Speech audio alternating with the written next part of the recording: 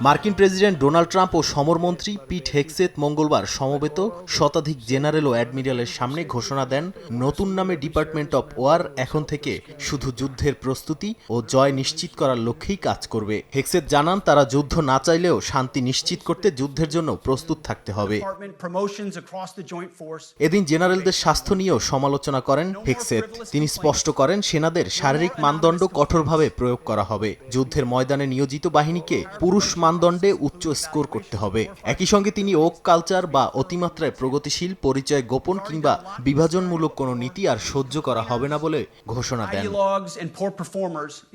মার্কিন সমরমন্ত্রীর যুদ্ধের প্রস্তুতির আহ্বানের প্রতিক্রিয়া জানিয়েছে রাশিয়া। ক্রেমলিনের মুখপাত্র দিমিত্রি পেসকভ বলেন, শান্তি চাইলে যুদ্ধের প্রস্তুতি নিতে হয়, এটা নতুন কিছু নয়। মস্কো সেনাশক্তি বাড়াচ্ছে, তবে তাদের মূল লক্ষ্য কূটনৈতিক সমাধান। বিশেষ করে ইউক্রেন সংকট সহ বিরোধগুলো সমাধান করা হবে আলোচনার টেবিলে। নাদিম মারজান, সময় সংবাদ।